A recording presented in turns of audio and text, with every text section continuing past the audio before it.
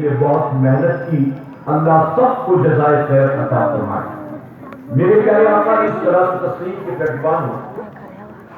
ایک مرتبہ اللہ کے نبی سیدنا عیسیٰ علیہ السلام ایک راستے سے گزر رہے، دوران سفر آپ کی نظر پڑی ایک قبر پر، تو آپ نے دیکھا کہ قبر کے اندر جو مردہ ہے نا، اس قبر والے پر قبر کا عذاب ہو رہا ہے۔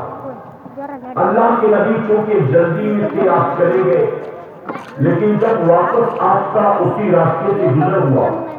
تو آپ اس قبر پر دوبارہ گئے، اس نیت کے ساتھ کہ قبر والے پر عذاب ہو رہا تھا، چل کر میں اس کے لیے فاتحہ کر دوں، میں اس کے لیے دعا کر دوں تاکہ اللہ اس کو بخش دے اور قبر کے عذاب سے اس کو بچا دے۔ عیسیٰ علیہ السلام جب دوبارہ اس قبر پر پہنچے تو دیکھ کر حیران رہ گئے کہ تھوڑی دیر پہلے جس قبر میں عذاب ہو رہا تھا، اب آپ پلٹ کر آئے تو آپ نے دیکھا کہ وہ قبر جنت کا باغ بن چکی۔ حالانکہ اللہ کے نبی اس نیت سے آئے تھے کہ میں اس کے لیے دعا کروں گا، لیکن جب واپس آئے تو قبر پہلے سے جنت کا باغ بن چکی۔ عیسیٰ علیہ السلام کو بڑا تعجب ہوا، آپ نے اللہ کی بارگاہ میں عرض کیا کہ مولا، تھوڑی دیر پہلے تو یہاں تیرا عذاب تھا، اب یہ قبر جنت کا باغ بن گئی، آخر تھوڑی دیر کے اندر تیرے بندے نے کون سا ایسا عمل کر لیا، کون سی نیکی کر لی کہ جس کی وجہ سے تو نے عذاب کو اٹھا لیا اور قبر کو جنت کا باغ بنا دیا؟ تو جانتے ہو اللہ تبارک و تعالیٰ عیسیٰ علیہ السلام پر وحی نازل کرتا ہے، اے عیسیٰ، اس بندے نے کوئی نیکی نہیں کی، یہ میرا نافرمان تھا، یہ میرا باغی تھا، اس نے زندگی پر گناہ ہی کیے، گناہ کے علاوہ کوئی نیکی کا کام نہیں کیا۔ لیکن جب عیسیٰ کے مرا تھا نا، تو اس وقت اس کی بیوی حمل سے تھی، اس کی بیوی پریگننٹ تھی۔ یہ جب قبر میں گیا تو اس کے غلاموں کی وجہ سے اس کی قبر میں عذاب ہو رہا تھا، لیکن اس کے مرنے کے بعد اس کے گھر میں ایک بیٹا پیدا ہوا۔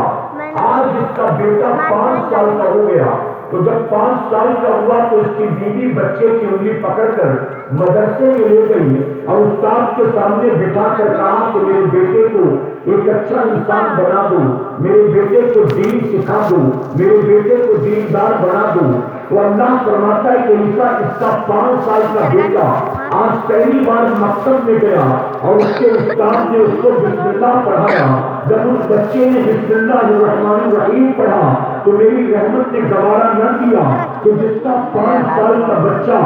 زمین پر رہ کر مجھے رحمان کہتا ہوں، رحیم کہتا ہوں، میں اس کے باپ کی قبر میں اپنا عذاب نازل کروں۔ اے عیسیٰ، عذاب تو اس کے گناہ کی وجہ سے ہو رہا تھا، لیکن 5 سال کے بچے نے جب بسم اللہ پڑھا اور مجھے رحمان و رحیم کہہ کے پکارا ہے تو میری رحمت نے گوارا نہ کیا، اور اس کے بیٹے کے بسم اللہ پڑھنے کی وجہ سے میں نے عذاب کو اٹھا لیا اور اس کی قبر کو جنت کا باغ بنا دیا۔ آپ سوچیں، 5 سال کا بچہ، اور نبی عیسیٰ علیہ السلام کے زمانے میں تب تک تو قرآن بھی نازل نہیں ہوا، شاید قرآن بھی نہیں آئی،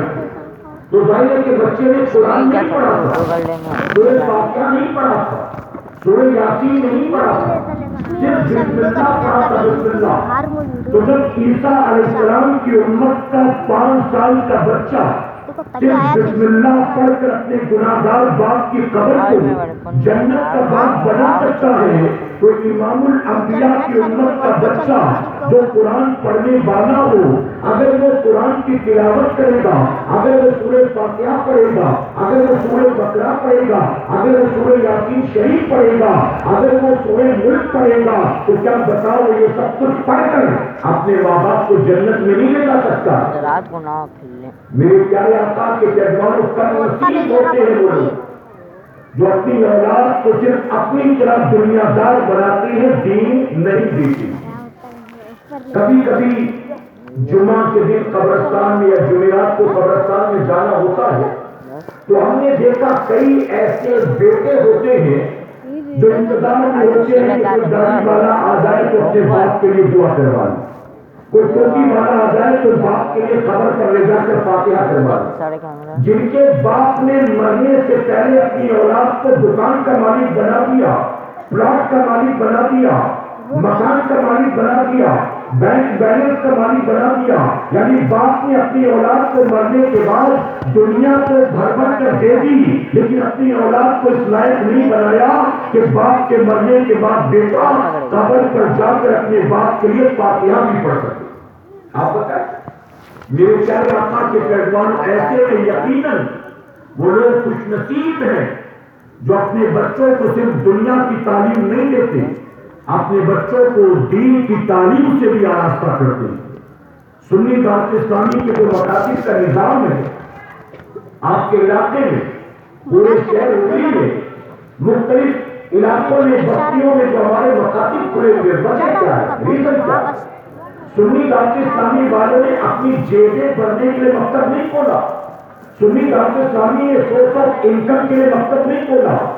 آپ کے علاقے میں اگر 20 25 50 بچے مکتب میں آ کر پڑھتے ہیں تو سنی دعوت اسلامی کو ہر مہینے 100 کا 2-4 لاکھ روپے کا منافع ہو جاتا ہے، یا 2-4 مبلغین کے گھر چل جاتے ہیں آپ کے مکتب کے ذریعے۔ اگر سنی دعوت اسلامی نے آپ کے محلوں میں مکاتب کھولے ہیں تو وجہ اپنی دنیا سنوارنے کے لیے نہیں، آپ کی اور آپ کی اولاد کی آخرت کو سنوارنے کے لیے کھولا۔ اس کا بھرپور فائدہ اٹھانے کی کوشش کریں۔